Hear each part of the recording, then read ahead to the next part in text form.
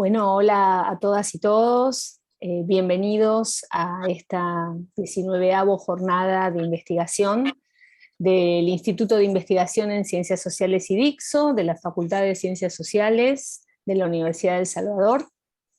Nos da mucha alegría y mucho entusiasmo poder estar en estas jornadas presentando un poco cuáles han sido los avances de investigación de nuestro proyecto, que tiene la pretensión de trabajar las subjetividades políticas contemporáneas, y que hemos comenzado en este año, y que ha sido un año bastante complicado, ¿no?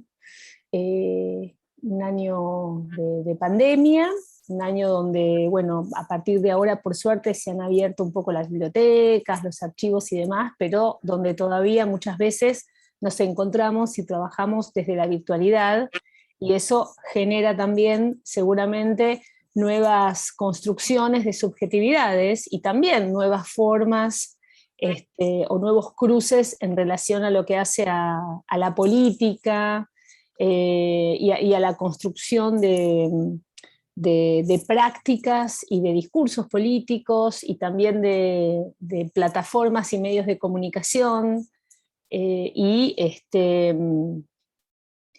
se cruzan con las viejas formas o los viejos modos también, ¿no? Como podía ser el tema de poder ganar la calle, de una manifestación, de una movilización, etc. En estos tiempos tan extraños y también tan ricos en cuanto a las nuevas cuestiones de reflexión y de irrupción que pueden surgir, eh, nosotros y nosotras tenemos también una impronta, una inquietud que es también teórica, ¿no? Que es teórico-político, para abordar, para poder tener herramientas de discusión a nuestra contemporaneidad, a nuestra facticidad, y también a lo propio de la contingencia que hace a lo político, ¿no? Y que irrumpe de diferentes maneras, generando transformaciones y cambios en relación a lo que hace a la política propiamente, que es el espacio de lo simbólico, el espacio de las instituciones, de los partidos políticos, de los espacios legislativos, etcétera, etcétera. Bueno, la verdad es que no me voy a extender demasiado en esto, en esta presentación, sino que voy a dar la palabra a mis dos compañeros, en este caso, que van a exponer del grupo de investigación. Por los que y las que no me conocen, mi nombre es Graciela Ferraz, soy doctora en Ciencias Sociales por la UBA y en Filosofía por París 8. Estoy como titular de Teoría Política y Social 1 de la carrera de Relaciones Internacionales de la USAL, y Historia del Pensamiento Político Argentino y Latinoamericano de la carrera de Ciencia Política. Y este proyecto de investigación cruza, sin dudas, tanto la historia de un pensamiento argentino, que es un pensamiento que lo pensamos abordar desde el movimiento Ni Una Menos y las diferentes manifestaciones en relación al género en nuestro país, y este cruce se da con la teoría política precisamente, y dialogando con la teoría política o el pensamiento filosófico y político contemporáneo, a partir de la teoría política del populismo de Laclau, a partir de un pensamiento del desacuerdo en Rancière, a partir de las críticas que se pueden hacer al discurso del amo, desde el pseudo discurso también capitalista, desde el psicoanálisis lacaniano, y también las críticas a eso que se ha entendido como el nacimiento de la biopolítica a partir de Foucault. Bueno, tanto Juan Cruz, Luciano Pelletier, que ahora se va a presentar, como Emanuel Romero, me corregirán en aquellas cosas que he obviado, o en aquellos actos fallidos o equívocos que he dicho. Bueno, les paso a los dos. Y vamos a tratar de hacer un conversatorio, también nos acompañan dentro de los alumnos y las alumnas, está Magdalena Iragui, que también forma parte de nuestro proyecto de investigación, que en este caso no va a exponer, pero seguramente, más allá de que no figure en los planos formales del programa, seguramente tendrá cosas muy interesantes para aportar a este conversatorio.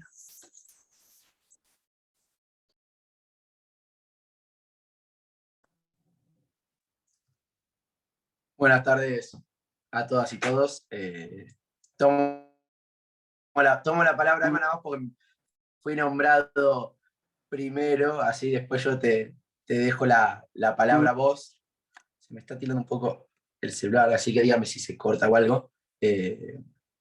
Bueno, un poco retomar, primero, ¿qué hago dentro del grupo de investigación de IDICSO? Lo que estuve trabajando este año, que no apareciera nada, sino que es continuidad de lo trabajado anteriormente, tanto en la tesis de grado, donde Grace fue mi tutora, y ahora en continuidad con eso, desde mi lugar de ayudante de Grace y Emma en las cátedras. Yo trabajo, mi investigación se basa, si se quiere, ahora en particular, del concepto o de la noción de heterogeneidad social en la obra de Ernesto Laclau, que es una noción que aparece o que figura en sus últimos trabajos, y en general, como bien decía Grace, de la teoría del populismo en Laclau, eso a modo más general. Puntualmente con la heterogeneidad social sigo un poco la línea de Laclau, ¿no? De pensarlo, esta noción, como la posibilidad de reinvención constante del pueblo, como esa imposibilidad de lo social, ¿no? La sociedad es imposible. ¿Por qué? Porque siempre hay algo que permanece ajeno, una heterogeneidad con respecto, ¿no? Al espacio simbólico, al espacio de representación, que permite siempre la reinvención de las identidades, podríamos decir, hasta sedimentadas, que no hay una sutura total, no existe una sutura final del campo simbólico, del campo de lo social. Que a partir de cómo, ¿no?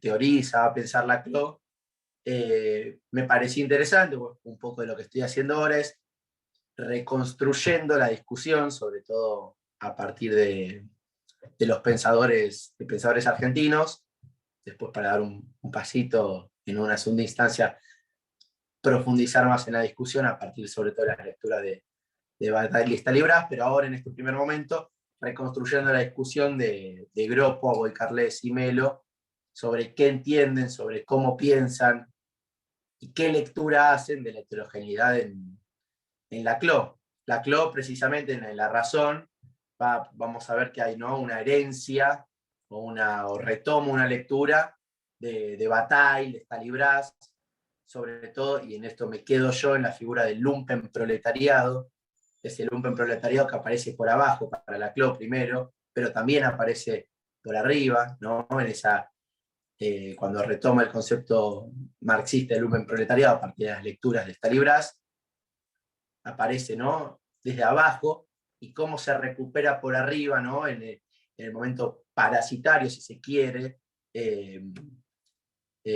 a ver, un poco más allá, en la aristocracia, lo podemos ver, ¿no? En la lectura o de cómo vuelve la parte parasitaria, no productiva, ahí está, no, que no me salía la palabra, me voy a trabar un poco, y cómo el concepto del lumpenproletariado podemos pensarlo, ya no en términos de Laclau, a partir de la noción de heterogeneidad social. Cómo, si bien encontramos en el pensamiento marxista mismo, como herencia, ¿no? de la dialéctica hegeliana, es esta heterogeneidad social, esto que no puede ser reabsorbido completamente por un campo de representación, el que va a poner en duda ¿no? Eh, despliegue dialéctico, ¿no? esta síntesis, ¿no? de dos momentos antagónicos, en Marx bien definidos, como son el proletariado y la burguesía, o en Hegel, en el momento de síntesis, lo heterogéneo en términos de Laclau también se puede pensar como los pueblos sin historia, yéndonos más adelante, el caput mortem, en términos de Lacan, ¿no? Ahí después Grace es el pie que le voy a dar a Grace para retomar y hacer una síntesis, valga la redundancia, de las discusiones que estamos dando acá. Y es interesante cómo no van a retomarlo. Groppo me parece que en primera medida en esta reconstrucción que hago de las discusiones, como para Groppo, dice que Bataille nunca hay un despliegue, nunca va a romper, ¿no? con una síntesis, con una suerte de síntesis dialéctica. La estructura, el momento positivo de la estructura, de la heterogeneidad, perdón, es que la heterogeneidad tiene estructura, la homogeneidad y la heterogeneidad son dos momentos antagónicos, no se rompe, no hay un quiebre dialéctico, a diferencia de la que sí ubica en Laclau, donde la heterogeneidad, la noción de heterogeneidad, viene a poner en cuestión, podemos encontrar dos usos si se quiere, lo vamos a intentar resolver a lo largo, discutir a lo largo de la investigación, pero podemos encontrar que en Laclau los usos de la heterogeneidad, de la noción de heterogeneidad, sobre todo de la heterogeneidad social, que es más radical que la heterogeneidad propia, la diferencia dentro del campo de la representación, porque no es una diferencia dentro de un mismo campo simbólico, sino que es una puesta en cuestión del campo de representación. Es un poco, retomando un poco el ejemplo que hablaba Graciela de las marchas del feminismo, del movimiento de las mujeres, que es precisamente puso en cuestión el campo de representación, ¿no? Eso ya después se va a desarrollar un poco más, me parece, cuando hagamos los intercambios entre nosotros y nosotras, pero es esa puesta en común, eso que no puede ser reabsorbido por un sistema institucional, lo que va a permitir que nuevas formas de demandas aparezcan y pongan en cuestión ese campo. Un poco en la línea de Bataille, si se quiere, en la lectura de Groppo, también podemos encontrar a Barros, que para Barros, si bien la heterogeneidad pone en cuestión el campo institucional, y ahí después ese va a ser el pie para darle lugar a Emma, Groppo Barros va a retomar un poco las lecturas de Rancière, esta heterogeneidad de tomar parte, ¿no? De los que no tienen voz dentro, como es una intromisión dentro del campo de representación simbólica. Para Barros, la heterogeneidad, esta demanda heterogénea, si se quiere, está dentro y fuera, pero nunca está completamente fuera del campo de representación. Sí lo pone en cuestión. Y ahí la discusión tal vez que yo rescato, intento reconstruir un poco más, o por lo menos es lo que fui haciendo, es a partir de la discusión más puntual entre Aboy y Barros, ya enmarcada en una discusión de la teoría del populismo. Para Aboy, el populismo va a ser no una negociación entre plebs, que deviene populus, y quienes pasan a integrar un movimiento de exclusión e inclusión, en el cual las identidades populistas, precisamente, van a ir jugando y van a ir dándole forma a ese plebs. Y la crítica a la cual se va a centrar con Barros es a partir, ¿no?, de sus incorporaciones de sus lecturas, tanto de la noción de heterogeneidad en Laclau, como, por ejemplo, de su lectura de Rancière, en la cual, para Barros, el populismo precisamente es la ruptura con el mismo orden simbólico, la introducción radical de esa heterogeneidad que va a ser constitutiva, digamos, del nuevo, o de la nueva forma del orden simbólico, de poner en cuestión, si quiere, formas o identidades sedimentadas. Es como dice Laclau, que me gusta mucho, es en lo social existen formas sedimentadas que desdibujan su origen político. Eso me parece que es retomar un poquito ahí. Y bueno, a grandes rasgos es un poco lo que fui haciendo, los avances. No sé si se quiere comentar algo, decir algo con A respecto a mí me esto. gustaría, sí, me gustaría ponerle un poco de pimienta a la conversación antes de darle la palabra a Emma. A lo mejor hay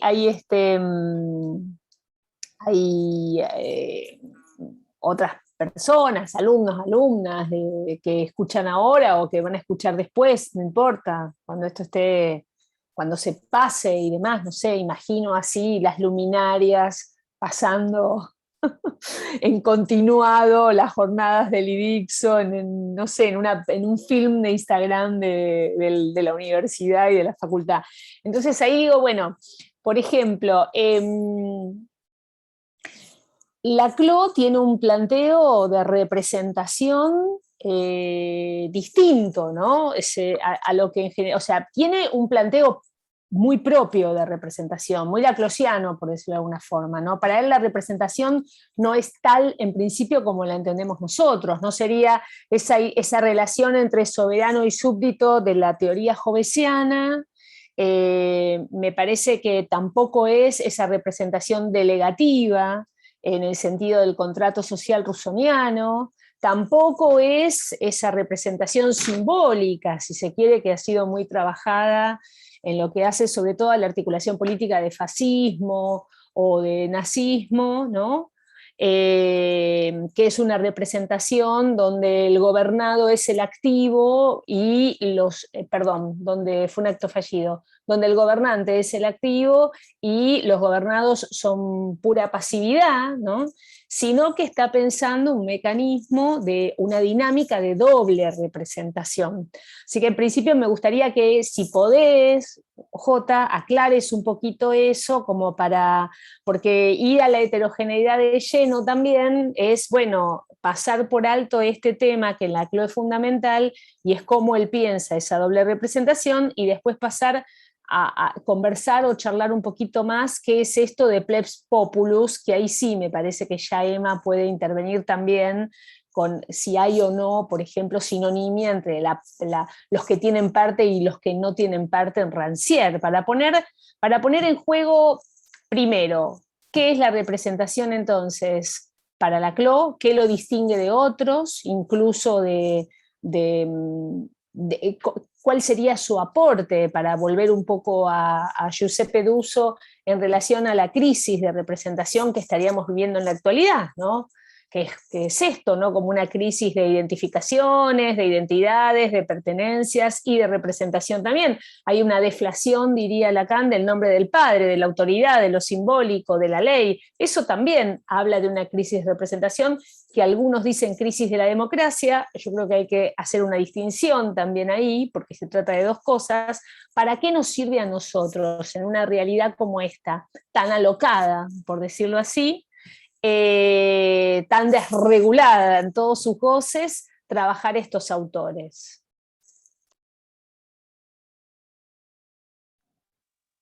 Le puse Bueno, picor, ¿no? Le precisamente. puse picor un poquito, sí. Sí, sí, sí, no, no, es que me parece interesantísimo, ¿no? Hablar un poco, sobre todo a partir de cuestiones contemporáneas, de que están sucediendo ahora, y tal vez bajar un poco nuestra investigación, ¿no? Algo que pueda verse, ¿no? Directamente y plasmarse en ejemplos concretos, podríamos decir.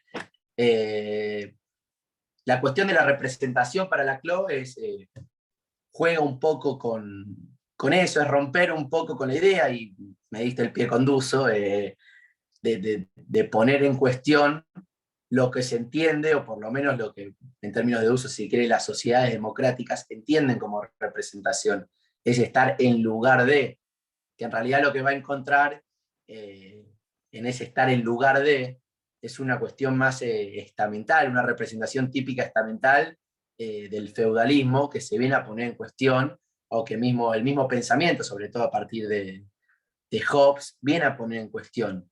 Que al mismo tiempo la va a diferenciarse de eso, ya me parece, primero voy a cerrar un poquito la idea de Duso, de cómo la dimensión política o la figura del soberano, que es el que le va a dar forma a la voluntad, esa voluntad general, si se quiere, más términos de Russo, es el típico, el soberano va a tener una característica que es el mandato libre. La representación no es estar en lugar de, sino darle forma a esa voluntad. La paradoja, ¿no? Se va a encontrar en ese momento, sobre todo en el contractualismo, en el cual autorizando al actor a representarlos, a representar a un pueblo que no existe hasta ese momento. El pueblo recién va a existir a partir, ¿no?, de ese pacto constitutivo, el pacto constitutivo del soberano, en el cual se renuncian a esa dimensión política. Es un poco la paradoja, yendo a la cuestión coyuntural ahora, es ese sentir de una incapacidad, si se quiere, de poder actuar, de poder ejercer un acto, una praxis política que se fue dando a partir de la lógica en el desarrollo del concepto moderno de representación política, ¿no? Dice que los límites de uso los va a encontrar en Schmitt, ¿no? Que Schmitt entiende desde su teología política ese mostrar, representar, es hacer visible lo invisible, poder visibilizar lo que está invisible. La representación, en todo caso, se representan cosas que no son concretas. Una institución no puede ser representada. Puedes representar la nación, puedes representar el Estado, pero no puedes representar en el mundo, si se quiere, más tangible, no podés representar cosas que ya son, sino tenés que hacer visible cosas que no lo son. Y ahí me parece que podemos entrar un poquito más en juego con la lógica del significante vacío, la operación hegemónica en la CLO, de cómo partimos de una demanda individual, democrática, si se quiere, que no es reabsorbida, o en principio no es reabsorbida, por un sistema diferencial, por el campo, si se quiere, de lo social en términos institucionales, y es precisamente esa primera demanda insatisfecha, después con una mayor cantidad de demandas insatisfechas, que mostrando su carácter negativo, su carácter de insatisfechas, van a construir, y ahí empezamos a encontrar incipientemente el proceso de construcción del pueblo, de una demanda mayor, de una demanda popular que sea abarcativa o que tenga la capacidad de representar, ¿no?, esta pluralidad de demandas insatisfechas, primeramente en su carácter de insatisfechas. Pero, y esta es la introducción o uno de los avances que le va a dar, es la figura, esta demanda popular que trabaja, que es en sí un significante tendencialmente vacío, va a volver a actuar sobre la misma cadena de equivalencia, que en un primer momento lo único común que iban a tener no era ese carácter de insatisfechas. La representación acá, dada en el significante vacío, dada a partir del acto performativo de nombrar, ¿no? Nombrar la ausencia, nombrar la falta, lo que falta en la sociedad, es lo que le va a empezar a dar forma a este pueblo, es el construir este pueblo. Y eso ahí que decís, ¿no? Claro, eso que decís me parece como bastante importante, ¿no? En el sentido de que mientras uno en un contrato social, en la lógica, en la teoría del contrato social, para decirlo muy simplemente, simplificando las cosas de todas maneras, piensa que hay un pueblo soberano, es decir, que hay un pueblo persistente, ¿no? Como marca la Constitución Nacional también, nosotros los representantes del pueblo argentino, ¿no? sea, esta idea de que hay un pueblo constituido y preexistente. Otros, recuerdo ahora, no sé ya en qué entrevista o algo, Luciano de Priviterio decía el pueblo no existe, no hay pueblo, no hubo, no hay pueblo. Entonces está primero esa idea de que hay un pueblo fijo, preconcebido, que es el que conforma el cuerpo electoral de ciudadanos, ¿no? Después esta idea de que en realidad esa idea de pueblo que convoca cierto imaginario de totalidad y de unidad, ¿no? No existe, es un vacío, es una ilusión. Y después esta idea me parece que con la CLO, la idea de la doble representación, lo que está diciendo la CLO ahí es que en realidad el pueblo es una construcción que se da en la propia relación o articulación política entre gobernantes y gobernados, ¿no? El pueblo no es algo persistente, el pueblo tampoco es algo que no esté, pero tampoco es algo fijo, sino que es algo que se construye cotidianamente, si se quiere, y se construye en ese proceso de identificación por rasgo a un liderazgo determinado, ¿no? En realidad, más que, dice que en general es el líder, pero uno podría decir por un proceso de identificación con un rasgo de un símbolo determinado. Un símbolo que se suele encarnar en un líder, pero que podría no ser así. Por ejemplo, en su momento, ¿no? El pañuelo verde o el pañuelo celeste eran símbolos que articulaban políticamente cierta demanda rechazada, negada por la institución hasta el momento en que fue ley, ¿no? Esto es interesante porque ahí lo que estamos planteando es que hay un juego donde tenemos, por un lado, las instituciones que deberían canalizar determinadas demandas que son insatisfechas y que no las canalizan, no hay un lugar de reconocimiento para esas demandas, pero por el otro lado tenemos ese juego donde esas demandas insatisfechas hacen un reclamo, en el reclamo de esas demandas particulares, que me parece que es lo interesante quizás, una de las cosas que por lo menos yo interpreto y rescato de la GLO es decir, bueno, no importa que las demandas sean diferentes entre sí, que no tengan nada en común entre sí. Lo que va a ser algo común, lo que articula, no es lo que hay, sino lo que falta, ¿no? La falta viene por ahí. La falta viene en el sentido de que articula desde la negatividad, desde la insatisfacción, desde lo que no está, no desde lo que está, ¿no? Lo común es el rechazo de la institución a la satisfacción de una demanda determinada. No las demandas, no la particularidad de las demandas. O sea, lo común es lo que falta. Ahí está la falta en. Uno podría decir la falta en ser, ya yendo más aplicando un poco el psicoanálisis lacaniano. Y eso es lo que articula. Ahora, en esa articulación desde la falta es donde se construye, por decirlo así, un pueblo. Entonces viene la segunda cuestión, si se quiere, y es ¿por qué decimos plebs y populus? Porque plebs, parte, siempre hay, ¿no? Siempre hay una parte, por decirlo así, mejor dicho, hay algo que no tiene parte, que sería esa parte de la plebs, que conforma la parte de aquello que tiene parte, por decirlo así, que tiene un reconocimiento, que sería el pueblo. Acá hay una situación compleja, ¿no? Porque la plebs es parte del pueblo, pero es una parte que no tiene parte, pero está en la nación, está en la población, es un tema complejo, ¿no? Para las instituciones está en tanto inscripción en los cuerpos, para decirlo más Foucaultianamente, ¿no? Están tanto las prácticas institucionales, hay un conteo, pero ese conteo no implica un reconocimiento en lo simbólico, ¿no? Hay cuerpos, ¿no? Entonces, como los cuerpos de la estadística, COVID, 500 muertos, 1000 casos, 500 muertos. Hay una estadística, esos cuerpos que están muertos, que están dentro de una estadística, que tienen una inscripción por parte de la institución, cuentan, pero no tienen un reconocimiento. En ese momento son cuerpos, no son Juan Cruz, Luciano Pelletier, ¿no?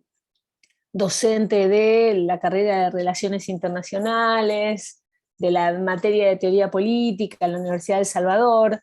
Este es el asunto, ¿no? El tema de por dónde pasa, cuándo cuentan o no sus demandas, cuándo está ese lugar de reconocimiento por parte de lo simbólico de la institución. Ahí es donde hay un conflicto, ¿no? Ahí se genera un conflicto, y la política y lo político, por decirlo así, lo político es cuando irrumpe esas demandas insatisfechas, cuando irrumpe este, eh, cuando irrumpe la voz, para decirlo rancedianamente, ahí ya le estoy tratando de dar, como le tiro el guante a Emma, de los que no tienen parte, pero que son voz, que son grito, ¿no? Que aún no son la palabra inscripta en lo simbólico, ¿no? Tampoco son los que nominan, ¿no? Por ejemplo. Esto meto un desliz, una nota al pie, esto en el libro este de Ernesto Semán, sobre el discurso antipopulista, ¿no? Y la historia del intento de la domesticación de lo plebeyo por parte de las élites políticas. A mí me parece que aparece este tema con esos significantes, que son significantes de lo anónimo, ¿no? De lo que no forma parte, de lo que no cuenta, y que justamente son dichos, son nombrados por el antipopulismo, no son nombrados por ellos mismos, ¿no? Sino que son nombrados por los otros, y son nombrados de una manera que borra cualquier rasgo de singularidad. Choriplaneros, ¿no? Por ejemplo. Me gusta. Él habla del gaucho, me gusta esos 4 significantes que trabaja, se lo dije, tuve esa oportunidad. Me gusta, ¿no? Porque es el gaucho, el cabecita negra, el compadrito, el cabecita negro y el choriplanero, ¿no? El choriplanero es como el ejemplo contemporáneo, ¿no? ¿Quién nombra? ¿Quién dice el choriplanero? ¿Yo soy choriplanero? No, o sea, y si lo dice, y si dice yo soy choriplanero, es en el reconocimiento de ser un efecto de sometimiento, ¿no? De que el otro lo nombra de esa manera, ¿no? Bueno, y ahí me parece que está un poco el tema del plebsi populus, donde, bueno, más vale que también no dejan de ser esas irrupciones que son la condición de posibilidad, lo voy a decir kantianamente, y no dejo de tener cierta sospecha cuando lo digo evocando esto, pero para que haya ciertos procesos de democratización, ¿no? Que la democratización tiene que ver también con con lo propio de lo simbólico, esto eh, de, de, de abrir un espacio de reconocimiento a aquello, ¿no? Que formaba parte del anonimato, que no tenía voz, que no tenía palabra. Bueno, esta idea que trabaja bien Rancière con el tema del Monte Aventino, y cómo se da ese lugar de la primer huelga general, ¿no? De los plebeyos en la República Romana, y la figura del tribuno del pueblo, ¿no? El emerger de esa figura. Es como hay, ¿no? Hay un momento de disrupción, hay un momento donde todo deja de marchar, donde hay un palo en la rueda, para decirlo así, irrumpe aquello que no tenía voz, aquello que no tenía una palabra racional, aquello que no tenía palabra, aquello que no tenía reconocimiento, eso que se suponía como anónimo o que había sido invisibilizado por cierto registro de visibilidad y de verdad eh, eh, inteligible, ¿no? Del saber, bueno, no siempre del saber, pero bueno, del poder, etc.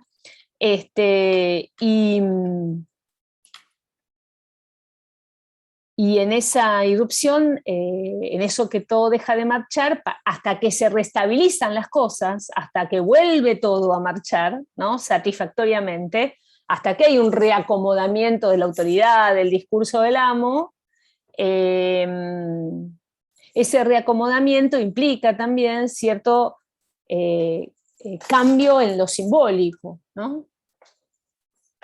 Cierta reescritura, si se quiere, de lo simbólico también. Bueno,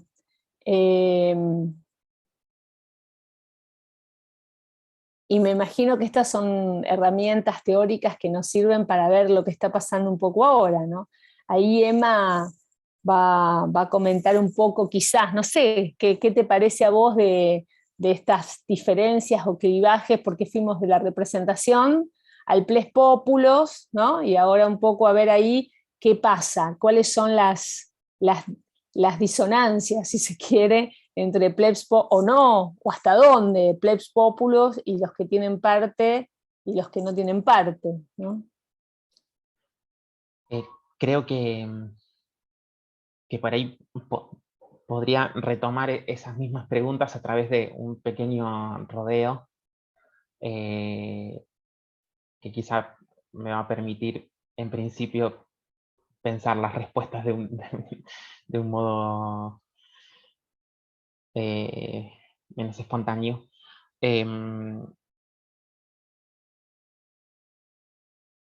Creo que una manera de volver ahí sería hacer un rodeo por la propia figura de la representación, por el propio concepto de representación. Y en ese sentido me parecía por ahí necesario retomar una pregunta que me acuerdo surgió, de hecho, o fue pronunciada por mí en una jornada IDIXO anterior. Esto es una forma también de dar cuenta de ciertas preguntas que persisten más allá de los desvíos que provocan también nuestras conversaciones y nuestro trabajo colectivo en el marco del proyecto. Y es una pregunta que es en torno a la representación moderna y cómo, particularmente en Argentina, porque en ese momento era por ahí el contexto que provocaba esa pregunta, es como en Argentina esa representación moderna o esa sobria república del derecho parece albergar ciertos excesos ancestrales. Entonces aparecía la discusión sobre lo específicamente moderno y aquello que se resiste a ser incluido en esa modernidad de la representación.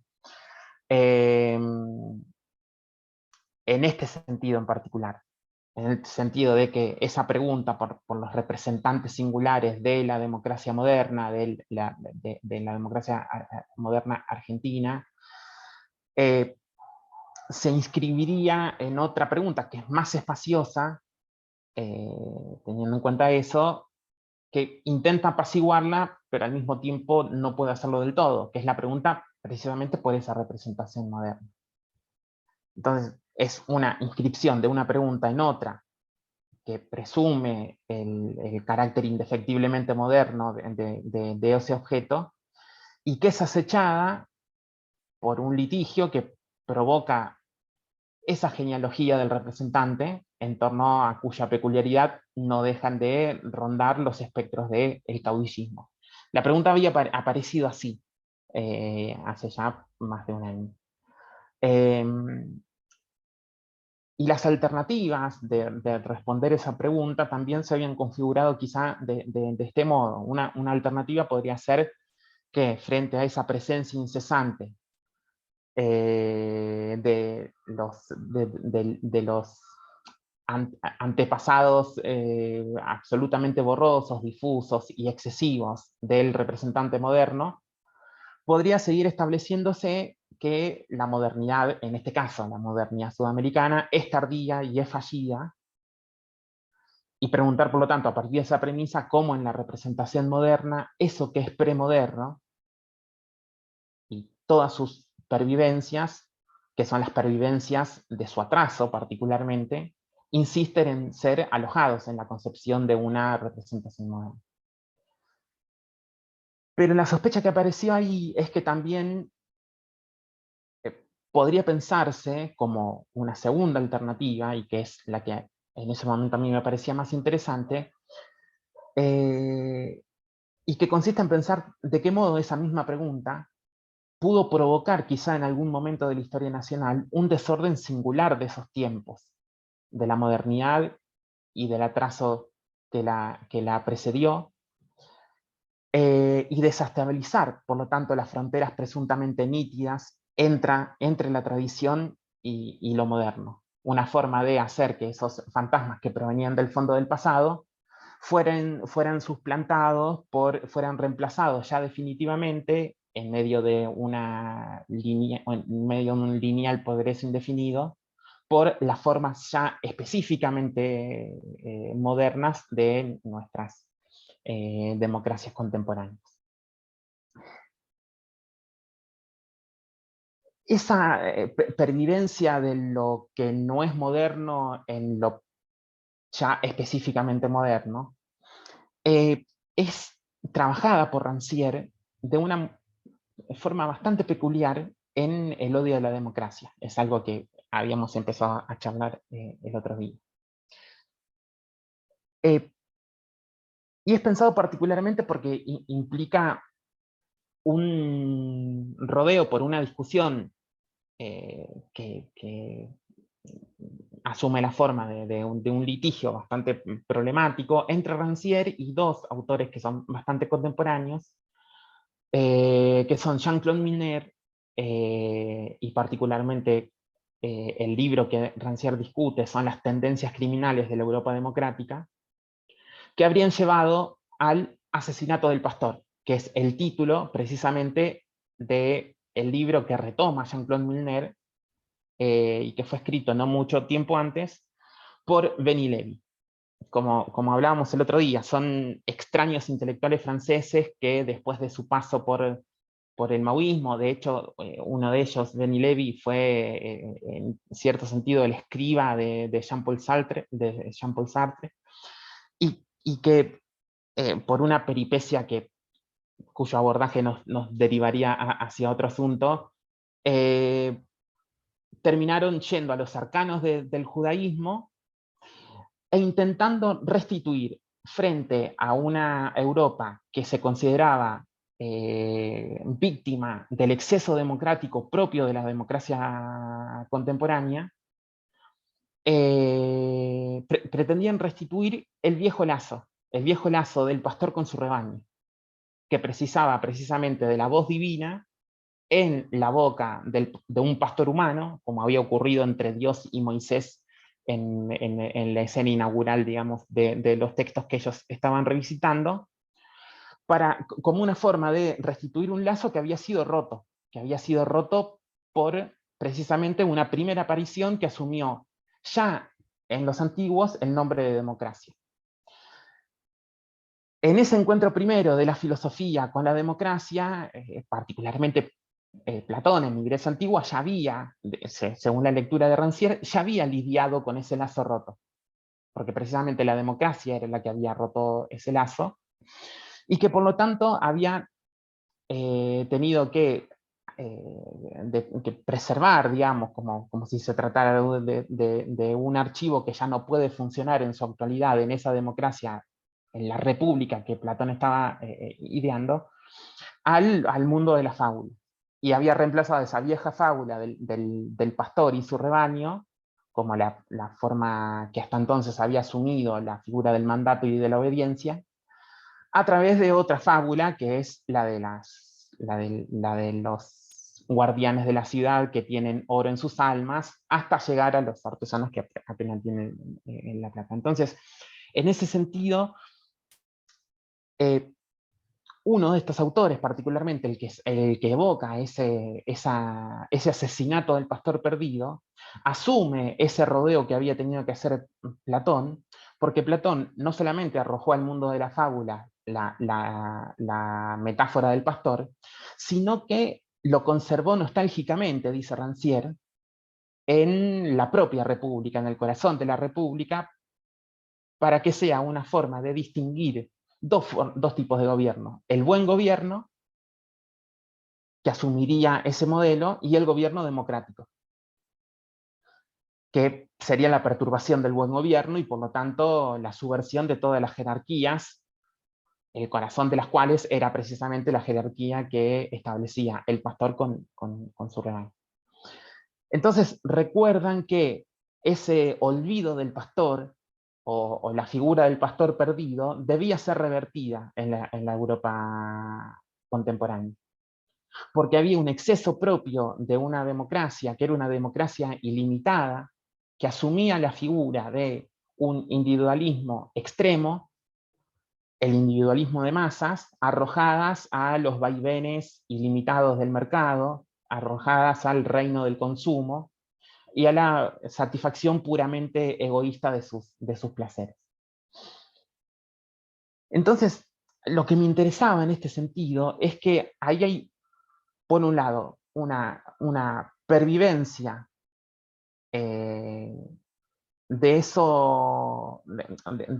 esa figura del pastor perdido en el corazón de la República, pero al mismo tiempo hay una pervivencia casi espectral, una presencia espectral de los viejos, de ese antiguo revoltijo de gente sin nada, que ya en la Grecia antigua había subvertido también las jerarquías propias de la ciudad, que se pretendía que no tuviese ninguna distorsión, que se repetía, digamos, pervivía como un espectro en el propio exceso democrático de los días en los que escribe Rancière, en los que escribe Benny Levy y en los que escribe Jean-Claude Milner. Entonces, ¿cómo pensar esa presencia espectral? Ya no de los viejos, de los representantes antiguos en los representantes de las democracias contemporáneas, sino también una presencia espectral de los propios sujetos democráticos escondidos, digamos, en los cuerpos de los nuevos bárbaros, por decirlo de alguna forma, que eran estas masas contemporáneas arrojadas a los excesos del mercado.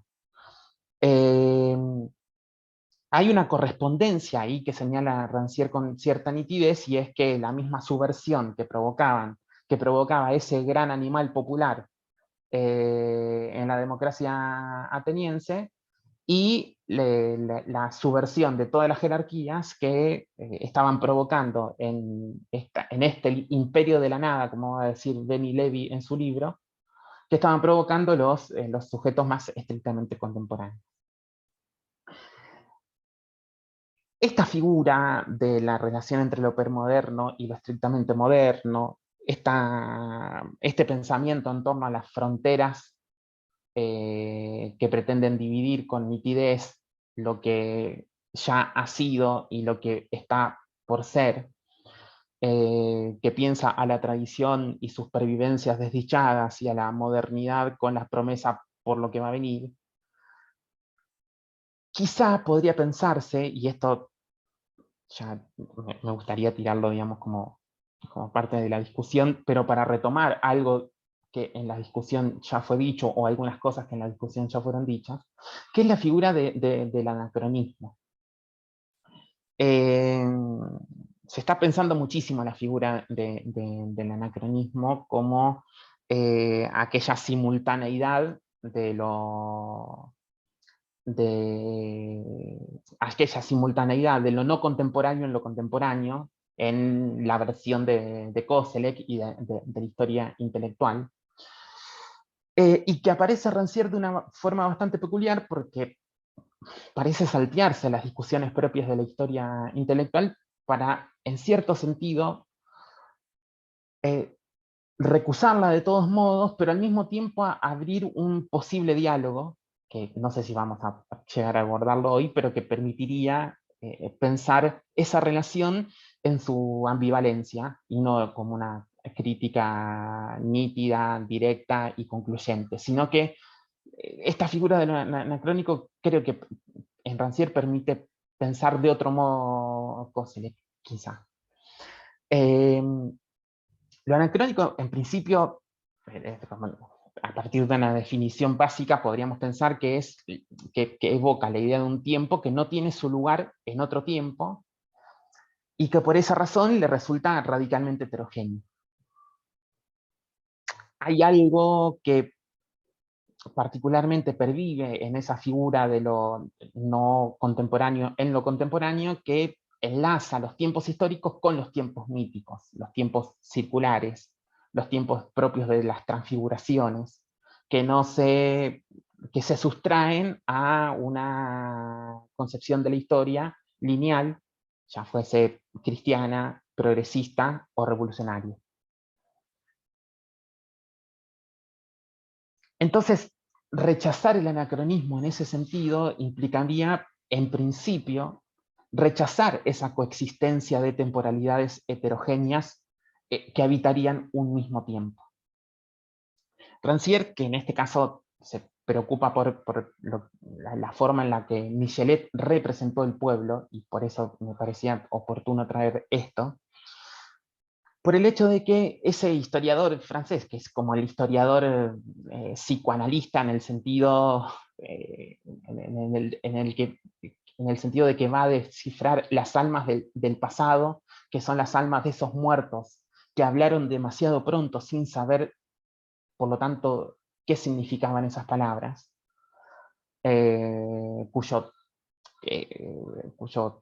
analogía quizá más estricta es en Argentina es el Sarmiento, que en el mismo siglo XIX, y con una influencia no desdeñable por parte de Michelet, también se postula como aquel hermeneuta que va a descifrar la esfinge argentina, ¿no?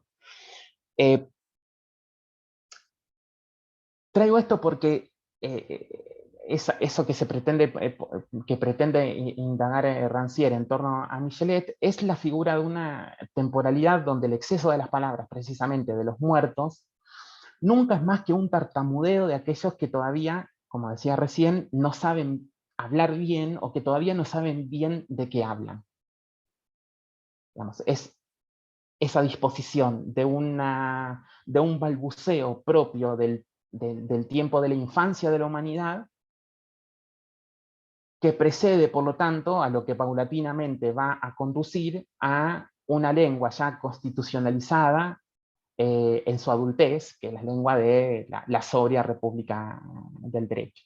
Entonces es la tensión entre lo mítico y lo estrictamente contemporáneo, pero que está dispuesto, según lo lee Rancière, por parte de Michelet, en una linealidad, no como coexistencia de temporales heterogéneas en un mismo tiempo, sino como la disposición entre lo que ocurrió antes y sus fracasos y las victorias de lo que va a venir después para revertir esos fracasos.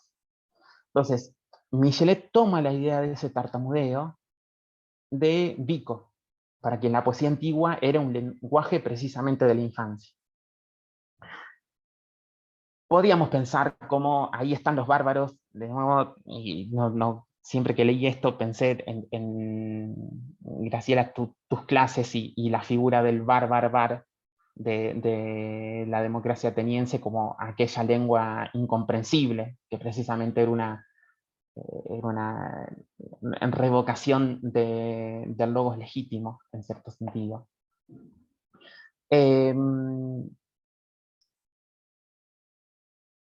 Esa linealidad es la de un pensamiento de la Ilustración, que en cierto sentido va a buscar a las tinieblas del pasado esos signos precursores de un futuro que se está gestando. Entonces, ese que tartamudea no sabe todavía lo que solo el futuro puede hacer manifiesto. Y sin embargo, todos esos tartamudeos prepararían ese futuro, que no solo viene a revelar el sentido de aquello incomprensible en su momento,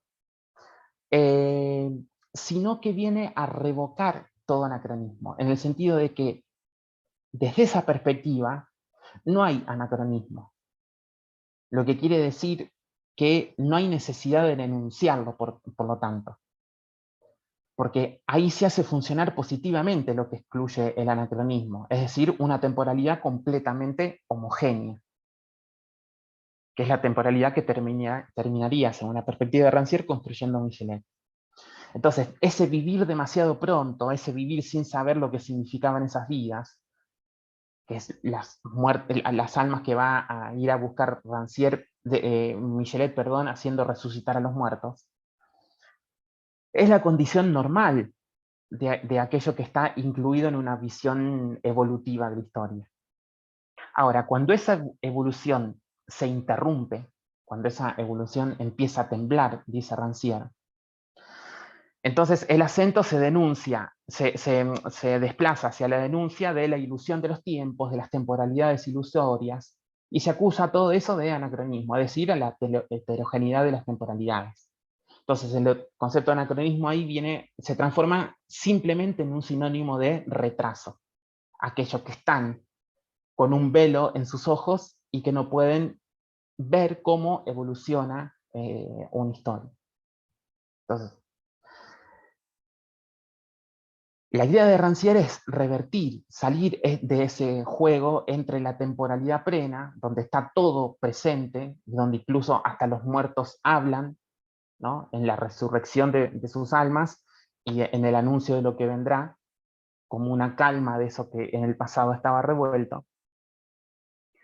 Y al mismo tiempo salir de la temporalidad revisionista, que implica recusar ese ya no ser más del pasado como una marca de ilegitimidad, ¿no?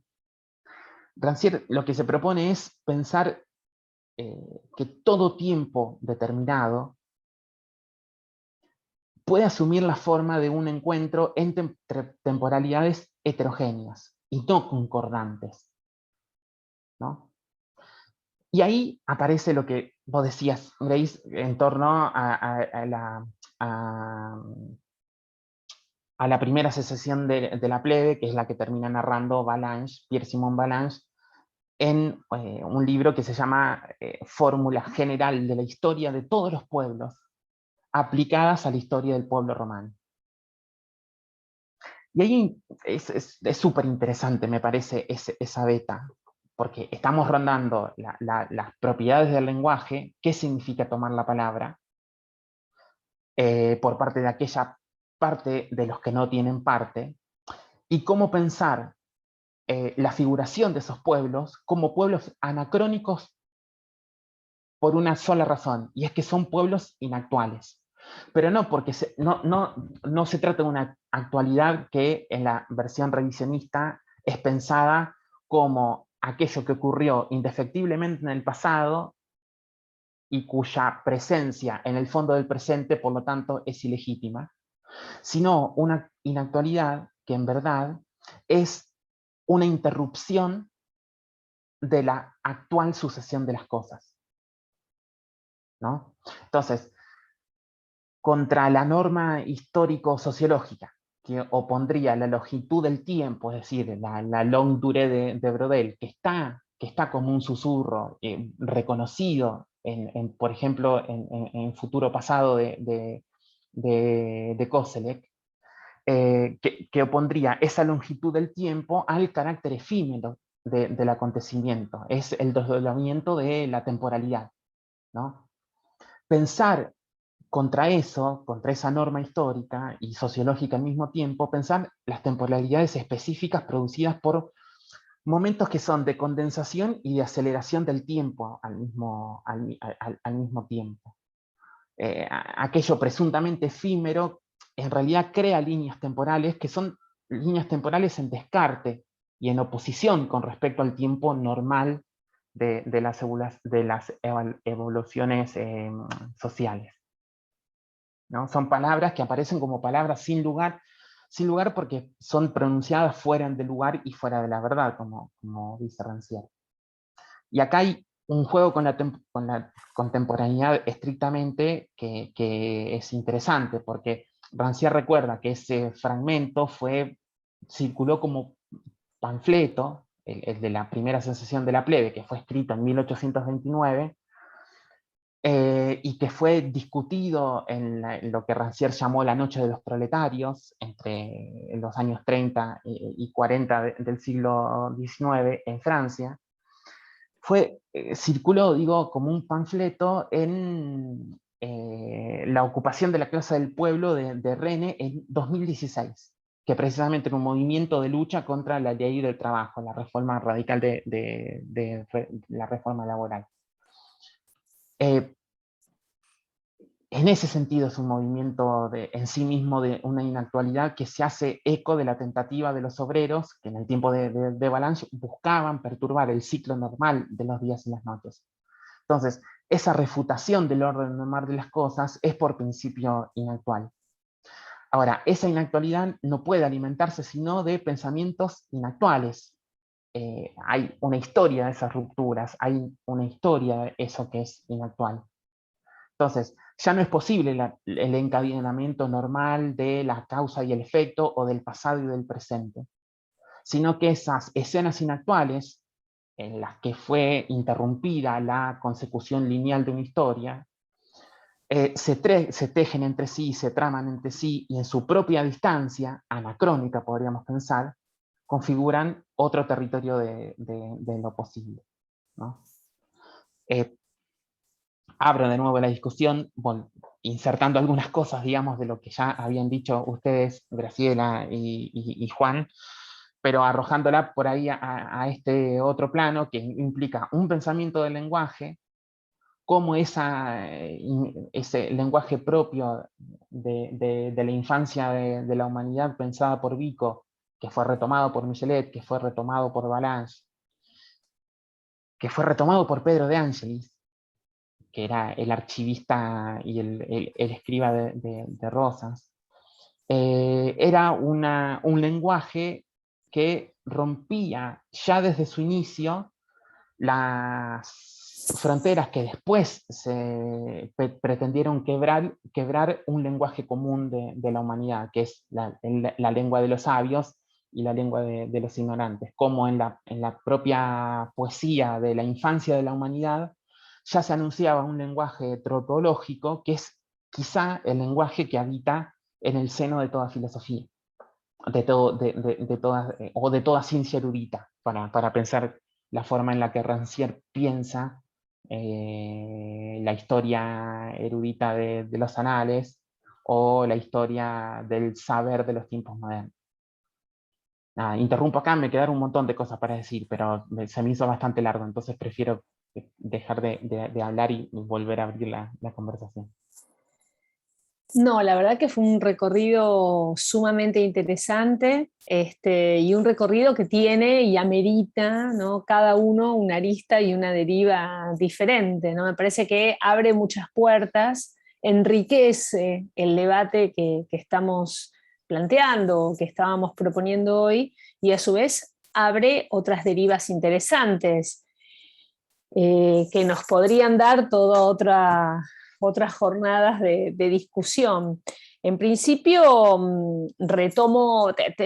hice varias anotaciones, pero recojo un poco lo último, que me parece que tiene cierto hilo conductor, que es este tema del tartamudeo, ¿no? Y que vos en algún momento planteás como esta doble temporalidad, ¿no?, heterogénea, pero entendiendo que lo heterogéneo no es aquello, justamente la lógica heterogénea, a diferencia de la lógica dialéctica, que uno podría pensarla rápidamente en relación a este proceso de homogeneización que vos mencionaste.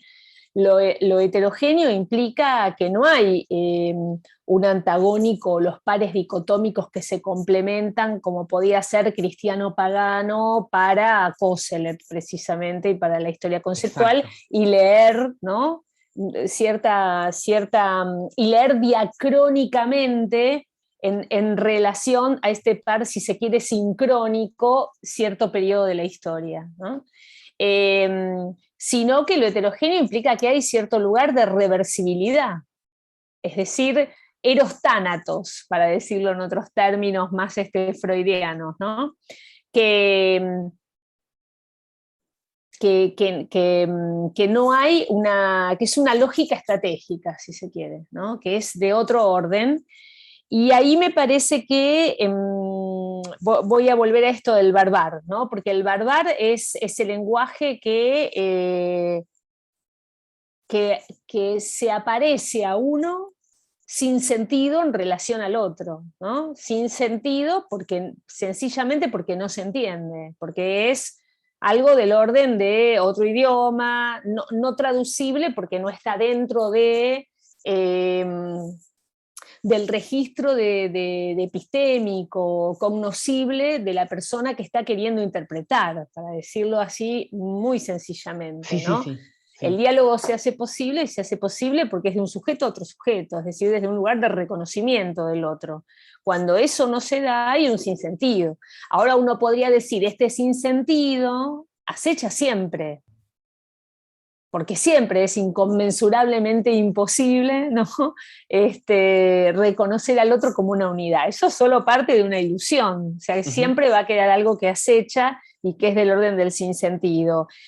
Y esto del tartamudeo, ¿no? Me parece interesante porque no deja de estar totalmente, me parece, ¿no? En consonancia con un poco con lo que arrancamos nosotros hablando de esta distinción entre la dimensión afectiva y nuevamente esa dicotomía, ¿no? O esa dualidad propia de la naturaleza humana, para volver a Platón y el pastor, ¿no? Quiero ir ahí. Sí, De la dimensión afectiva, de aquello que está, por decirlo así, arrojado de determinado registro de inteligibilidad, ¿no? O lugar de verdad, o visibilidad, o veracidad, si se quiere, arrojado a la exclusión, en tanto es una palabra que no es del son politicón, que no es la palabra de la razón, que no es la palabra política, y está arrojado entonces a la voz, al grito, como podía ser para Platón e incluso para Aristóteles, aquellos que tenían que ocuparse con sus manos, con su cuerpo, de satisfacer sus necesidades para vivir, ¿no? En cambio, el político zoión es un modo de ver la democracia desde un registro de isonomía y un registro de onomía, de igualdad entre los iguales nada más. O sea, ya hay algo en esa república, en esa politeia que queda por fuera. Pero esto se daba dentro de lo que es, y ahí quiero decir otra cosa, y entonces en Platón lleva a terminar retomando esta idea del primer amo, por decirlo así, el amo que puede ser Dios, el amo no fallido, ¿no? El amo absoluto, el tótem, si ustedes quieren, de freudiano, es el pastor, ¿no? El pastor con su rebaño. Lo que tiene el pastor es precisamente discúlpenme, es precisamente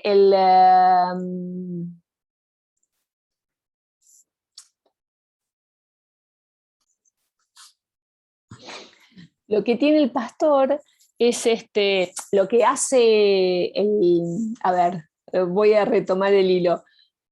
La operatoria que realiza Platón en la República en relación a retomar esa figura del pastor, sí. Y hacer un juego metonímico en relación al filósofo y el buen gobierno es un modo, a mi entender, y de la interpretación que hago en relación a lo que vos hablaste, como para dialogar con eso, es un modo, a mi entender, de naturalizar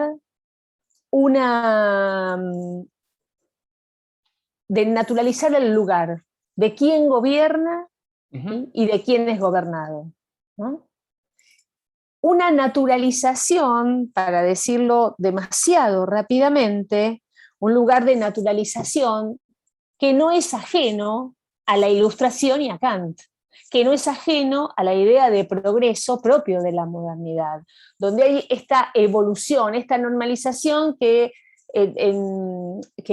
saltando, si ustedes quieren, haciendo cierta asociación, es la crítica que le va a hacer Ernesto Semán a De Privitelio en su lectura de la emergencia de la democracia en la Argentina, ¿no? Esta idea de que hay una naturalidad, una evolución en ese sentido. Ellos tienen una lectura sociológica, estamos de acuerdo, pero en esa lectura no deja de ser interesante cómo hay cierta lógica de la modernidad y de la idea del horizonte de experiencia, el horizonte de expectativa, que tiene que ver con el progreso, que implica esto, ¿no? Una naturalización, una normalización, una edad de la infancia y una edad de la madurez, que es lo propio de la Ilustración, ¿no? Pasamos Vos marcaste Vico y marcaste la poesía infantil, y ahí ese lugar de tartamudeo, ¿qué es? Aquel que no es un ego formado, autónomo, consciente de sí mismo, no es dueño de sí, ¿no? Y por eso está bajo tutela. Está la edad de la infantilidad y la edad de la madurez, la autonomía en Kant. Un tema ese, porque en relación a la autonomía se basó la reforma universitaria del 18, por ejemplo, ¿no? Pero es lo propio de la modernidad. El self-made man también tiene que ver con la autonomía, y ahí también tenemos otro problema. Si pensamos en esta clave, arribamos a las lecturas de Butler, por ejemplo. Hay algo que pasa ahí con este tema de la autonomía, ¿no? Que es como cierta trampa porque autonomía implica entrar en una lógica de reguladora y normalizadora ese sinsentido, ese tartamudeo, que es un modo de reprimirlo, como hace el yo con el inconsciente, para decirlo así, ¿no? O el ego, es reprimir aquello que siempre acecha y que está y que en cierta forma nos configura también. Entonces me parece que acá, en este juego, lo anacrónico, esa figura del anacrónico tan interesante que vos traes y que vos marcás, vos, no quiero ser infiel de alguna manera a lo que dijiste, porque las anotaciones fueron rápidas y de balbuceo, pero vos habías dicho algo así como que eso, como que hay dos temporalidades, ¿no? Y esta temporalidad, si queremos, del progreso, moderna, lineal, ¿no? Evolución, de cierta idea de evolución. Me gusta volver a esto, la edad de la infancia o de la adolescencia y la edad de la madurez, de la autonomía, y lo anacrónico viene a correr con otra temporalidad. Vos dijiste algo que ahora no puedo recordar bien qué es lo que hacía, porque marcaste lo del Monte Aventino, esta idea de irrupción, ¿no? Del acontecimiento efímero, pero vos decías que marcaba algo, y yo no marqué eso que vos dijiste que decías, pero sí marqué como un comentario o una interpretación a ese momento que vos señalabas, y yo digo, ¿cuál es la función del anacronismo? Porque me hiciste pensar, y yo digo, bueno, es también esto, es poner al descubierto, ¿no? El sinsentido, es acusado de sinsentido, pero es poner al descubierto el sinsentido de esa regla de normalización. Exacto, Atrás de bueno, eso no hay nada, sí, ¿no? No hay sí, nada. quizá sí, celebraría que fuese eso que no notaste, la figura de lo inactual, por el hecho de que Ah, bueno, o sea, porque lo inactual ahí también aparece como un sinsentido, pero creo que Rancière juega con la ambivalencia de la palabra, porque lo inactual no es aquello que ya no puede estar presente, sino aquello que recusa el orden normal y sucesivo de la historia, digamos, que en este sentido estaría plena de sentido. Claro, negué el sentido de lo inactual a aquello que llamábamos anacrónico. Tal Terrible, cual, ¿no? tal cual. Bueno, No, ahí voy se me mezclan varias cosas, pero voy a ver si puedo decir, lo digo brevemente, así hago circular la palabra después. En ese sentido, no solamente aparecen los espectros del pasado, sino que aparecen también las brujas. Creo que esto, Grace, con respecto a lo que estábamos hablando, también te interesaría. Porque aparece en la lectura que hace el Perín de Sarmiento. Ya es bastante conocido eso de que con respecto a las barbaries, Sarmiento no sentía solamente repulsa, sino también fascinación. Entonces, que la actitud de Sarmiento frente a la barbarie no sea de mera repulsa, implica suponer que para Sarmiento la barbarie no es tan solo ignorancia de lo que el civilizado sabe, sino también que es sabiduría de lo que el civilizado ignora. No es casual en este sentido que en el momento donde esa fascinación por el bárbaro se hace más evidente sea, por ejemplo, el rastreador, cuya ciencia, dice Sarmiento, es una ciencia del desierto. Ahí hay una mixtura de palabras que entran en una contradicción que apenas se sostiene, y sin embargo Sarmiento insiste con eso. Porque ¿cómo pensar una ciencia en medio de un desierto donde era la negación de que era la negación de toda ciencia? Lo que recuerda Alperín es que Vico precisamente era el que había revelado en la barbarie todo un mundo, que estaba regido por leyes distintas de las que gobiernan al mundo moderno. Un mundo en el cual la épica, la magia, el mito hacían las veces de historia, de ciencia y de filosofía. Alperín dice que ese descubrimiento ya no va a perderse y que va a ser retomado precisamente por Michelet. Michelet sintió, y esto es por lo que lo citaba a Alperín, es que Michelet sintió cierta atracción vertiginosa ante episodios como la Casa de Brujas, que estaban acusadas y perseguidas, que afirman con igual vigor la existencia de todo un orden diabólico y nocturno, en el cual el hombre moderno ya no puede creer. Pero precisamente esto vendría a recusar, a partir de la lectura de Alperín en este caso, cómo esa disposición del tiempo se frustraría secretamente en el propio Facundo, digamos. Y también cómo eso por un lado, y por otro lado, cómo pervive la figura de este balbuceo, que casi es un balbuceo monstruoso, jamás lo había pensado así, con respecto a la reforma universitaria. Pero no es casual que precisamente en la estela de la reforma se pueda rastrear no solo la autonomía, que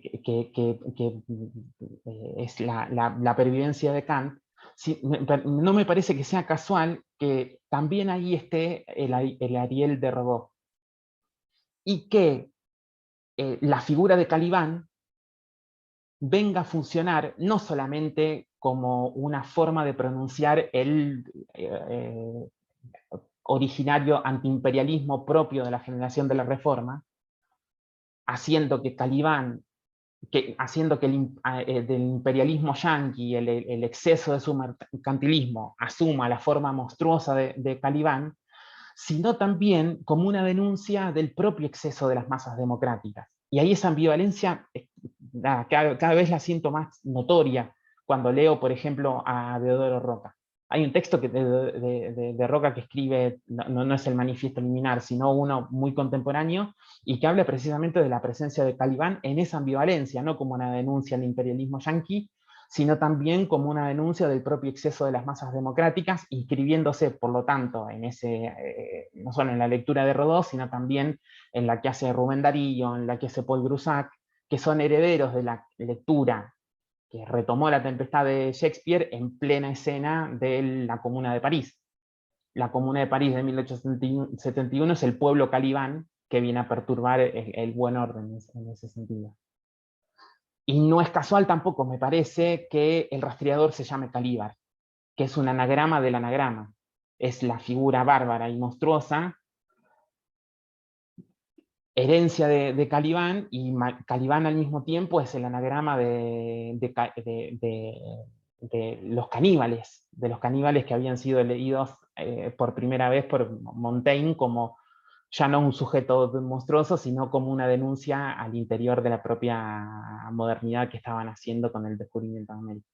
Nada, eso, no quería dejar de escapar esas líneas para retomarlas en otro momento por ahí, pero... Sí, a mí me parece que hay, como se dice por ahí, tela para rato. Sí.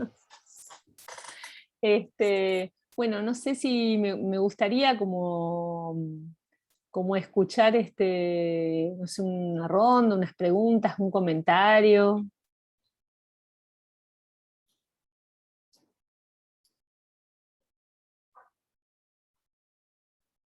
Yo diría para ir cerrando a las 8, en verdad, ¿no? porque, no sé yo, hace calor, ¿no? Es viernes, no, es jueves, yo estoy adelantada. Mañana me espera otro seminario, ¿no? Pero,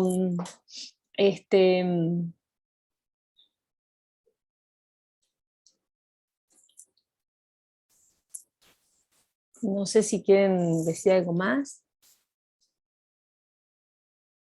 Está muy bueno y me parece que esto es nada, es como una presentación de avances, algunas reflexiones, ¿no? Y también preguntas, ¿no? Porque ¿qué haríamos sin las interpelaciones y sin las preguntas, ¿no? Qué rápido que terminaría nuestro trabajo de investigadores y de investigadoras si lo único que encontráramos fueran respuestas. No, por ahí pienso que una forma de volver al inicio, con respecto a lo que había largado Juan, creo que es dificilísimo eso. Pensar cómo, por ejemplo, cómo pensar en Rancière en contraposición a Laclau en este caso, cuando digamos, sobre la presunta semejanza en la lectura que hacen de Plebs y Populus, cómo pensar, digo, sobre la base de esa semejanza, quizá derivas que son diferentes. ¿Cómo se nombra ahí el Plebs como Populus? Creo que es un debate infinito. A mí claramente no termino de poder responder eso. Porque es muy diferente la forma en la que se responden los dos ese problema. Porque Rancière, digamos, asume la potencia de la propia palabra y dice directamente es un plebs que se pronuncia como populus y ya, digamos. No hay articulaciones discursivas en ese sentido, sino que es una escena de pueblo que se nombra en su ausencia de fundamento como pueblo, sin reponer aquello que llevaría a la plebs en su proceso en tanto popul. Yo, bueno, ahora pensando así un poquito en voz alta, me parece que quizás una línea posible de análisis, creo que es un tema complejo, que tiene puntos de encuentro y grandes puntos de disidencia, ¿no? Pero me parecen que puede iluminar, por decirlo así, tres significantes que a su vez dentro de cada uno de los discursos, por un lado el de Laclau, por el otro de Rancière, por el otro el de Aboy, Barros, etcétera, adquieren efectos de significación diferentes, ¿no? Uno es el tema de partage en sí mismo, ¿no? El desacuerdo, esta idea con la que juega Rancière de partage, que es parte y unidad. Uno podría decir plebs populus, por ejemplo, ¿no? Esa idea de una ilusión de cierta totalidad que se reconoce en un registro significante, en un registro simbólico. El partage, hasta dónde puede pensarse en, ahora voy al otro tema, en una función, y ahí entro con Lacan, de alienación y separación. Donde siempre se va a pensar desde la suplementariedad y no desde la complementariedad, ¿no? El tema es cuando ese populos y esa relación con la plebs termina, ¿no? Interpretándose como complemento. O sea, cuando de alguna manera, y lo voy a decir muy simplemente y muy rápidamente, esto nos queda para pensar, corto acá, pero cuando se cae nuevamente en una lógica dialéctica, ¿no? Me parece que sería como el ir viendo estas resonancias para ver qué hay de uno y otro en este sentido, ¿no? Porque cuando se piensa así, ¿no? Como esa parte que se entiende en una dimensión de populus, se caería en una lógica dialéctica. La lógica, lo pienso en este sentido, no solo amo esclavo, sino la lógica dialéctica me parece interesante en el sentido de una intersubjetividad, de un reconocimiento que se da en el orden de cierta idea de conjunción, de complementariedad. Lo digo bien lacanianamente. Mientras que la suplementariedad siempre se da en su condición de falta en ser, como suplemento, es lo que falta, es la falta en el otro. Lo que me constituye es la falta en ser, ¿no? Y ahí se piensa más un poco desde una dimensión del deseo, pero es en tanto falta, en tanto suplementariedad, o sea, no hay nada que complementar, no hay Lacan apela a la teoría de los conjuntos, a la matemática, y hablaría de no una conjunción, sino una disyunción inclusiva. Habría que ver hasta dónde, ¿no?, estos conceptos pueden hacer pie y ver las diferencias, ciertas resonancias o ecos que pueden ser más filiales o no, en relación a esta idea también de partage Sí. en Rancière, que en principio yo diría que no, que también que con el legado Foucaultiano, ¿no?, estaría tratando de apartarse o poniendo en cuestión la lógica dialéctica propiamente dicha, ¿no? Pero bueno, encontramos, interesante de todo esto es que ahora encontramos como otro objetivo particular más para darle pie al proyecto de investigación y a la relación entre estos autores, ¿no? Uh-huh. Un nudo que hay ahí que seguramente se va a sí. anudar más, no se va a desanudar, pero bueno. Sí, porque ahí aparece todo, aparece todo, digamos, todos los temas que quizás estamos rondando de alguna manera u otra, porque cómo se nombra la plebs como populus también implica un pensamiento en torno al lenguaje, cómo se nombran a sí mismos los sectores populares que fueron pensados a lo largo, en nuestro caso, de la historia nacional, como aquellos que no tienen voz y que debe darse, una voz que debe ser dada, digamos. Y ahí creo que entrarían todos, no solamente los antipopulistas, sino también una larga tradición que pretendió representar a esos sectores, dándoles una palabra y en ese gesto presuponiendo, por lo tanto, que no la tienen. Sí, totalmente, totalmente. Ahí está todo el nudo fuerte de esto, sí, sin lugar a dudas, ¿no? Pero bueno, ahí también hay que ver esto, ¿no? Las dimensiones, los procesos de identificación, de constitución de identidades políticas, y esto que aunque muchos lo dan por sentado, a mí me parece que es un gran tema y que en verdad uno podría interpretar cosas muy diferentes acerca de cómo se da ese anudamiento entre lo imaginario, lo simbólico y lo real. Y que a la hora de aplicarlo, de poner en juego, ¿no?, estos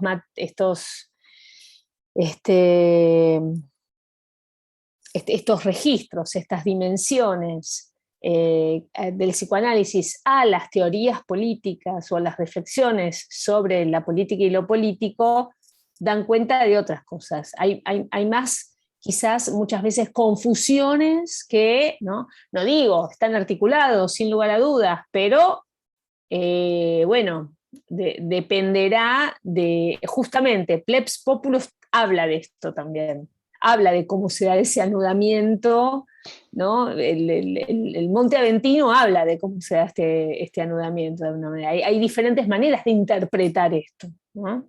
Y eso ya nos va diciendo varias cosas, sí, claro. Sí, me parece que hay todo un tema para ir por ahí, sí, para ir por ahí. Estamos en esto, ¿no? Pero bueno, bien que vamos como afinando más las metas, por decirlo así. Bueno, yo no sé si a ustedes les parece y voy a nomás a dejar de... Muchas gracias a todos y todas por venir. Voy a dejar ya de grabar.